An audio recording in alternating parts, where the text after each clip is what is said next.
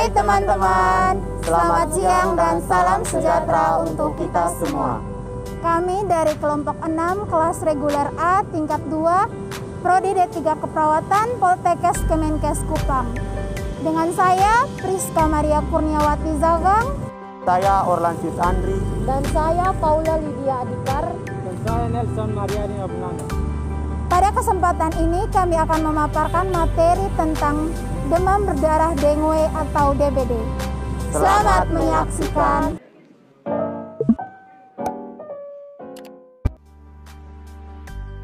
Halo teman-teman, saya mewakili anggota kelompok akan memaparkan materi tentang demam berdarah dengue.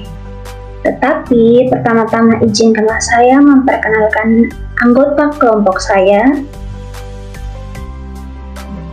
yakni terdiri dari Nelson Mariadi Nupemnano, Ningsi Rambu Sadamoki, Orlansius Andri, Paula Lydia Merlin Adhikar, saya sendiri Priska Maria Kurniawati Zaghang, dan yang terakhir ada Yesiska Elinyarti. Baik, kita masuk pada materi kita. Pertama-tama kita lihat apa itu demam berdarah dengue. Demam berdarah dengue atau DBD merupakan penyakit mudah menular yang berasal dari gigitan nyamuk Aedes aegypti dan Aedes albopictus. Penyakit ini disebabkan oleh salah satu dari 4 virus dengue. Apa sih penyebab DBD? Penderita demam berdarah disebabkan oleh virus dengue yang disebarkan dengan perantaraan nyamuk Aedes aegypti atau Aedes albopictus.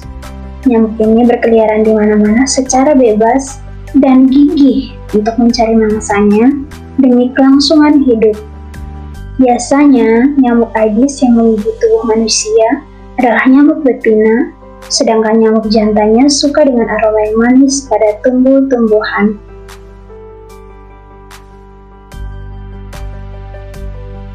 Lalu kita lihat bagaimana sih cara penularan DBD.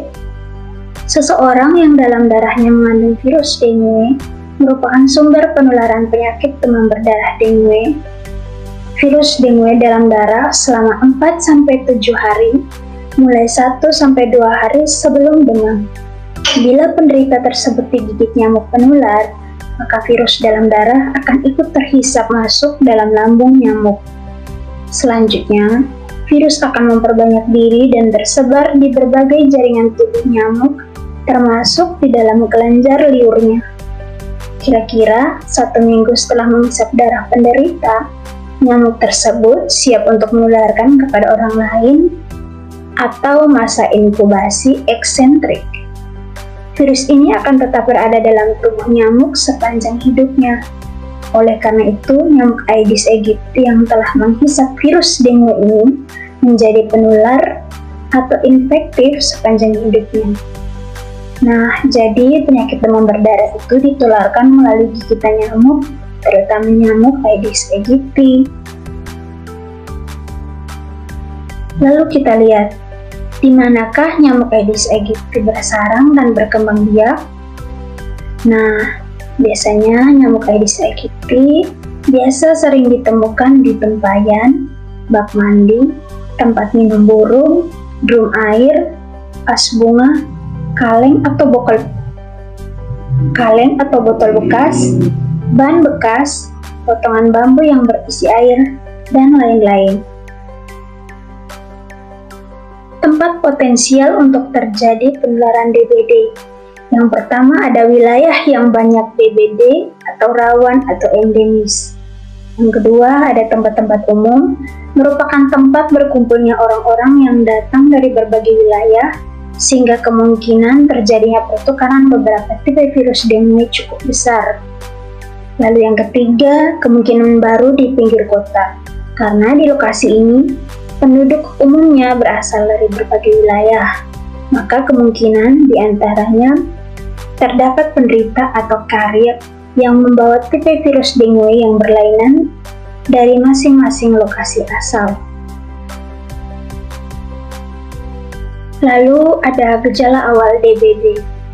Nah, yang pertama itu ada demam tinggi yang mencapai 40 derajat Celcius, ada nyeri kepala berat, nyeri pada sendi, otot dan tulang, nyeri pada bagian belakang mata, nafsu makan menurun, mual dan muntah, pembengkakan kelenjar getah bening, ruam kemerahan sekitar 2-5 hari setelah demam, kerusakan pada pembuluh darah dan getah bening, dan perdarahan dari hidung, gusi atau di bawah kulit. Komplikasi DBD. Komplikasi yang membahayakan bisa saja terjadi saat demam berdarah terlambat untuk ditangani. Berikut ini beberapa gejala parah yang menandakan jika demam berdarah sudah masuk dalam intensitas berbahaya. Yang pertama, ada tanda perdarahan seperti mimisan, gusi berdarah, perdarahan di bawah kulit, muntah hitam, batuk darah, maupun buang air besar dengan feses kehitaman. Lalu yang kedua, ada tekanan darah menurun. Yang ketiga, ada kulit basah dan terasa dingin. Yang keempat, denyut nadi melemah. Yang kelima, frekuensi buang air kecil menurun dan jumlah urin yang keluar sedikit.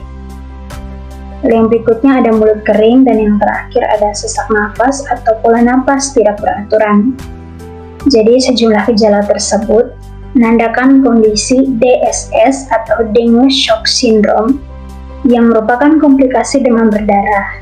Jika tidak segera dilakukan penanganan, maka gangguan fungsi organ tubuh yang berujung pada kematian bisa saja terjadi. Pencegahan DBD. Yang pertama, memelihara lingkungan tetap bersih dan cukup sinar matahari. Yang kedua, melakukan pemberantasan sarang nyamuk dengan cara menutup dan menguras tempat penampungan air setiap minggu agar bebas dari jentik nyamuk, mengubur, membakar, dan membuang kaleng bekas, botol bekas, tempurung, dan sampah lain sehingga tidak menjadi tempat perindukan nyamuk Aedes aegypti. Rapikan halaman dan jangan biarkan semak-semak di halaman tak terurus. Bersihkan selokan agar air dapat mengalir dengan lancar. Tidak membiarkan kain atau baju-baju tergantung. Lalu yang terakhir, bisa lakukan penyemprotan nyamuk bila memang diperlukan. Yang berikutnya kita lihat penata laksanaan DBD. Ya, pasien DBD dapat berobat jalan dan tidak perlu dirawat. Pada fase demam, pasien dianjurkan yang pertama tirah baring selama kondisi masih demam. Lalu yang kedua, obat antiperitik atau kompres hangat diberikan apabila diperlukan. Yang ketiga, apabila pasien tidak dapat minum atau muntah terus-menerus, sebaiknya berikan infus NaCl 0,9%, dextrosa 5%. Pasang tetesan rumatan sesuai dengan berat badan. Lalu yang keempat, periksa HB, HT, dan trombosit tiap 6-12 jam. Apabila telah terjadi perbaikan klinis dan laboratoris, pasien dapat dipulangkan. Namun, bila kadar HT meningkat dan trombosit cenderung menurun, maka infus cairan ditukar dengan rinjar laktat atau RL dan lanjutkan dengan penata laksanaan DHV derajat 2 dengan peningkatan hemokonsentrasi lebih dari 20%.